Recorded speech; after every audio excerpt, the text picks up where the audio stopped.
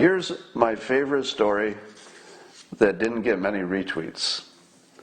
Now, the fact that this didn't get many retweets compared to everything else I tweeted today tells me that the message is not getting through, or it's getting through and it's being rejected. Now, I'm going to tell you something that will be one of the most important things you'll ever hear. Indeed, it's so important, it could end racism. I'll just let that hang in the air for a moment. I'm going to give you a suggestion, a persuasion suggestion, that's so powerful, it could completely end racism. It's a pretty big claim, isn't it? If the Black Lives Matter people wanted equality, there is a 4-lane highway with no traffic to get there. It's called reciprocity. Let me tell you the story. Buffalo teenager, 18 years old, who is African American, which is important to the story. After Buffalo was hit by the looting, I guess there was glass all over the streets. And this 18-year-old gentleman decides to, just on his own, go out with a broom and start sweeping the streets. And he spent 10 hours cleaning the street by himself. Just one guy by himself and a broom cleaning the street. What do you think happened? Have you ever heard of the power of reciprocity?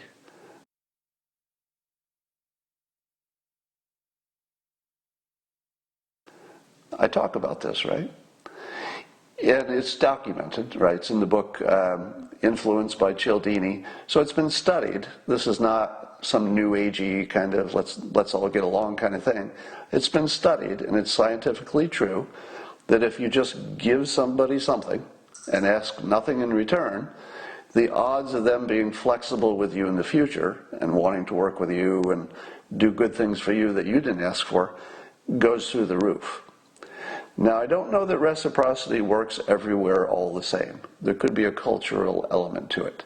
But I can tell you, as your representative white person, that, and again, I assume it works with everybody, but I can only speak to the group that I have the most information about. Among white people, reciprocity is like a frickin' nuclear weapon. We can't ignore it. We can't. If you do something good for me, I just got to return the favor. I got to. And if I can't find out a way to do it right away, it will bother me for years. Years. Literally, it'll bother me for years if I can't pay back a kindness. So what happened to the 18-year-old African-American guy who just saw glass in the streets and said, it'd be a better world if I just swept up this glass? Spent 10 hours doing, if you've ever swept for 10 hours, because I have, not 10 hours, but I've swept for hours, and it's hard after the first few hours. Here's what happened. One gentleman gave him a car. I think a Mustang. It was a classic one. It was a few years old because he checked his social media, the person who gave him the car, and found that he said he was saving up to get a car. So somebody just gave him a Mustang.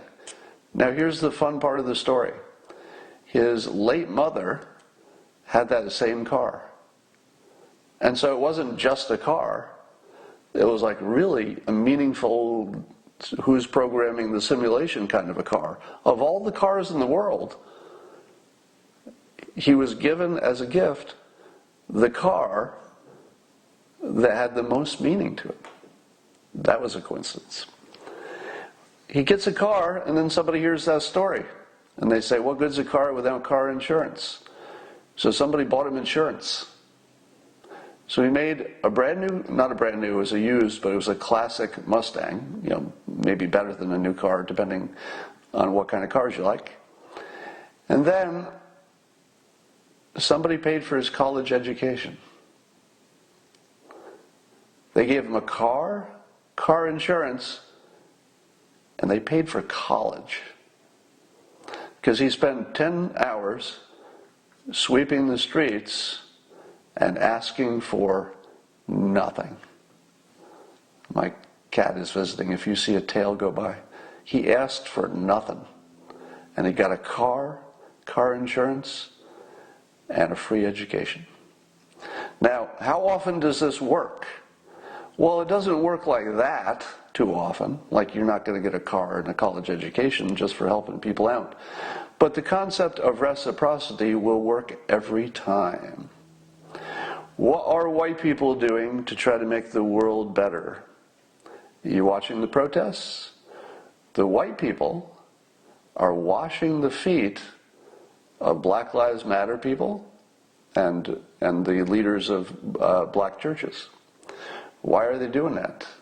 Well, who knows? You can't really see in their minds, but it is a reciprocity play.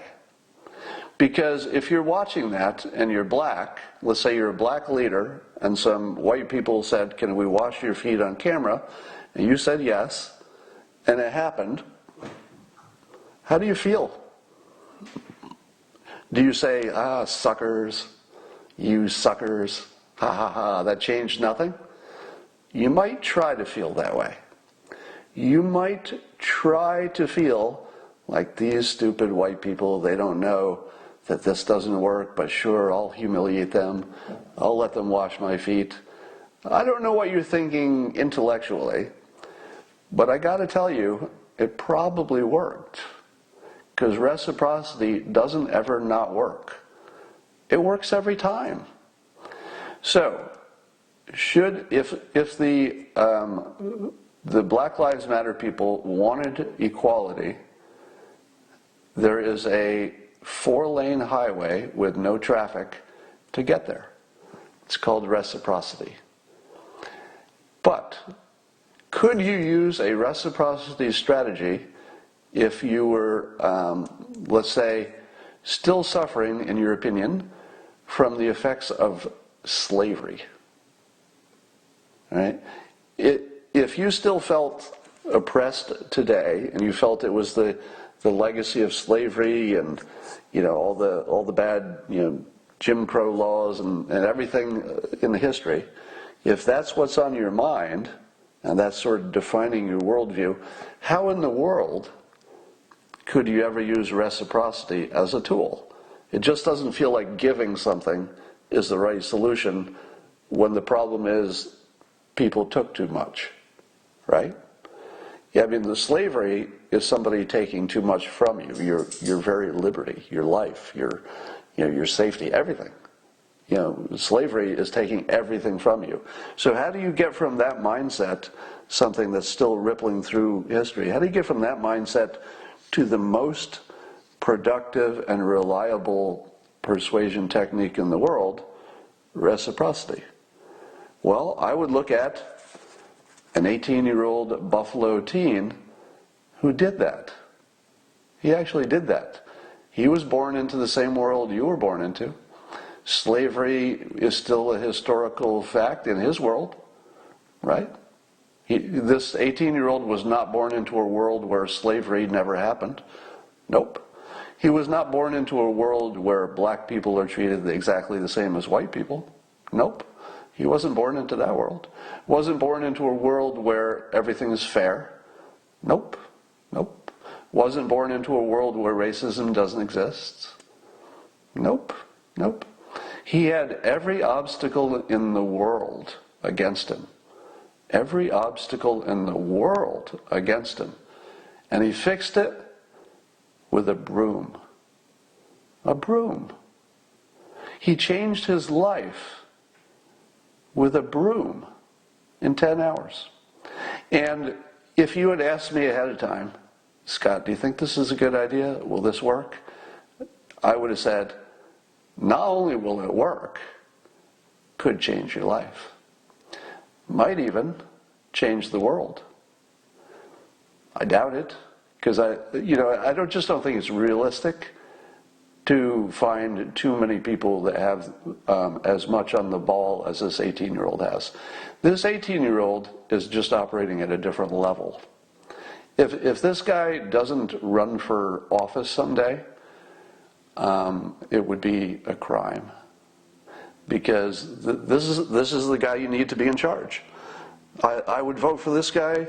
He's 18 years old, and he already has my vote for president, frankly.